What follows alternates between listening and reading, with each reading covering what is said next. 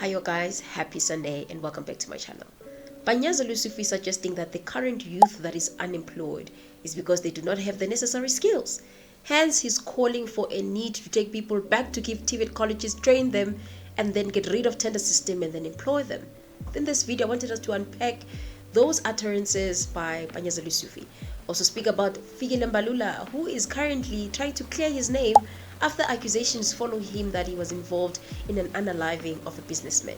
And I also wanted us to look at more videos and tweets that are coming out to suggest that the notorious two, which is GAYTON and KUNENE, are involved in situations of grapes. And also, guys, I wanted us to conclude this video by talking about the Minister of Police and the 3 police officers that have been unalived and the response thereof. So the issue of upskilling people, it's something that has reoccurred many a times. And I wanted us to look at what Panyaza LESUFI has said with regards to South Africans and the need to upskill and remove tender process and then employment. This round of LESUFI goes to the heart of our problems. The second round of LESUFI, we've spoken to all our technical schools, we've spoken to all our TVET colleges, we've spoken to all our universities. When school closes, when university closes, when TVET colleges closes, mfuna wonke amalova, they must go to TVET colleges, they must go to universities. I will pay them to be taught there to paint. I will teach them, I will pay them to be trained to be bricklayers. I will pay for them to be painters. I will pay for them to be welders. And when they graduate, government will no longer go on a tender for a painter. Government will no longer go on a tender for a bricklayer. Government will never go on a tender for people to build RDP houses. Those that were finished training will go and build RDP houses. This is already happening. It's already happening through SETA programs, because there is children that are already going through SETA processes and they're trying to upskill themselves so that they can be self-employed or be employed. Already, SETAs are pushing these initiatives because we see a lot of young people joining institutions where they're upskilling themselves. And there's a video that shows one of the people that have or beneficiaries of the SETAs. We help them become attractive to potential business clients and future employers. The participating youth are also students at the college under different streams of education. With rising youth unemployment in South Africa, they believe that having skills, particularly for niche markets, can help improve their economic circumstances. The importance of having a skill is that when there is no work, you can do something for yourself. You cannot just sit and say there's no employment. You can create jobs. Like, as you can see, youth right now, they are smoking weed, they are, like, crime rate is very high. You can reduce poverty, create job employment with the skill you have. And emerging skills development providers from historically disadvantaged groups to express their interest for development and capacitation to deliver to the W&R SETA programs. The Wholesale and Retail Sector Education and Training Authority was established in 2000 in terms of the Skills Development Act as amended. SETAs are entities of the Department of Higher Education and Training. There are 21 SETAs in total, each servicing a specific economic sector of the country. I don't understand the need why Panyaza LESUFI thinks that now this whole thing is gonna work. Actually, he was praised by CIC that he listens to people, he listens to coalition partners, and he's not a bad of a leader. But this time, I tend to disagree with him, and I tend to not trust him. Because this is not the first time we hear this thing from someone from the ANC. Even President Cyril Ramaphosa said this during the 2025 SONA. This is what he said. That the economy has the skills that it needs. We are increasing the production of artisans through TVET colleges.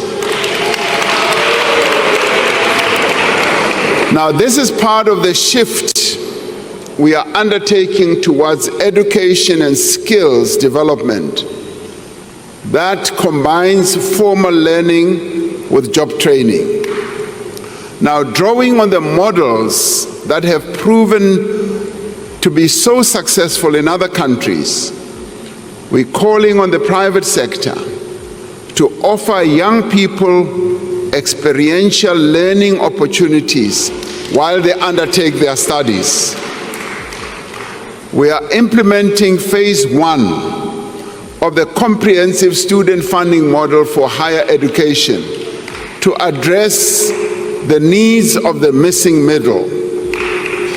Not just him, even the Deputy Minister of Education, Umi Mikondwe, from the Democratic Alliance, did talk about skills, and this is what she said. The department needs to tighten its oversight. There's no way we can get money from government and not follow every rand and cent and make sure that it's meeting the needs of our people. And the big need here is around job creation. My mission is to leave an indelible mark in the sector, meaning that I must make a difference. I want to see young people, I repeat, skilled in skills that are demanded and needed by the economy, and they can really start their own business if they want to, and we can then make a dent in the rate of unemployment. I feel it's upon us as the sector to be able to make that difference. But the great thing about it is that now we are able to see those solutions actualized, and some of the things that we'd like to see taking place in the higher education sector. So it's clearly not the first time that we hear someone talking about upskilling and employing people, getting rid of tenders. The question is, how practical is that? How can we make this practical? And also, this is suggesting that the people that are currently unemployed with the skills, they don't have enough skills. People have enough skills in South Africa. The biggest problems is employing them, finding jobs for them. And that's the thing about the tender process, that, guys, I think you should have noticed by the news that has resurfaced recently, that the people that are giving out tenders are also benefiting. Do you think that Panyaza LESUFI has never benefited in any tender process? Actually, let us prove whether he has never benefited in any tender process or been involved in any tender scandal. Firstly, there's a tender of 30 million in e-government that happened around 2020. And the education MEC at that time, Panyaza LESUFI, was accused by Anton Alberts of the Freedom Front Plus of Andali influencing a rushed 30 million express tender to I&2IT Technologies for an e-government services, allegedly bypassing normal procedure protocols and the guise of COVID-19 urgency. There's another tender of 143 million schools sanitation tender. So these tenders mostly happened during COVID.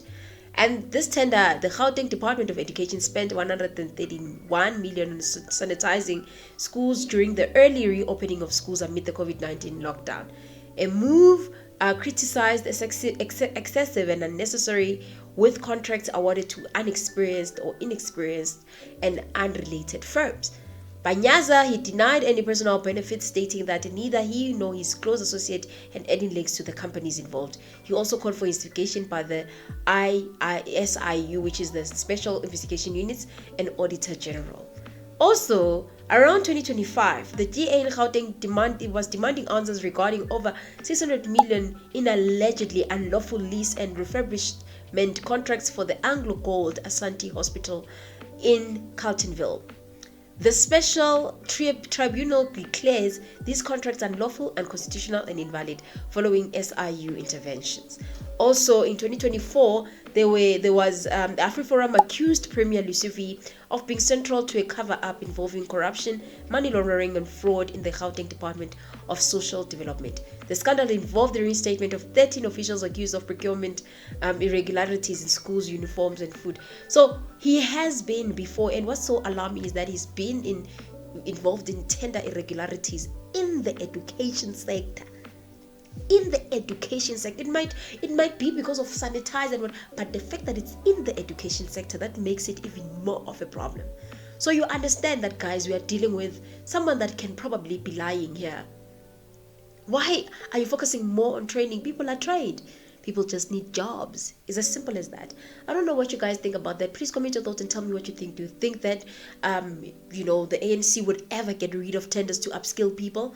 And if that is the case, why not employ the currently people that already have the skills to show that you are serious? Give them the tenders, or in your tender process, ensure that the people that you are giving tenders make a declaration and make it the part of the contract that they're going to employ young people that have the necessary skills from CETAs and wherever, instead of employing illegal immigrants or people that are coming from other countries, so that they can minimize in spending on salaries and stuff like that. They can just give them peanuts and move on. I don't know, you comment your thoughts, guys. Moving right along to Fikile Mbalula. So Fikile Mbalula has been alleged that he's been involved in the unaliving of a businessman. So I got this story a couple of days ago, but I didn't want to report. Actually, I got this story on Friday, but I didn't want to report on it because I don't want to be the person that breaks the news. I like talking about things that are already there in the public. But the article says, years after news reports raised questions about Mbalula's relationship with mega tender tycoon Wandile Boswana, he has now gone to court to allegedly force the removal of social media posts his sister falsely implicates him in the unaliving. So the person that is written this post is Analemda, and Analemda's defense is that she saw this from the news. Analemda, guys, was running as an independent candidate last year, and she's an activist. She doesn't belong as yet to any political party, as far as I remember. So this lady now, she's been accused of lying about Fikile Mbalula. Obviously, Fikile Mbalula is trying to clear his name so that when the time comes for him to run for the ANC president, he's cleared. No one has resurfaced this whole situation, but he's the one that is trying to deal with it clearly, because he sees what is going on with people like GAYTON McKenzie.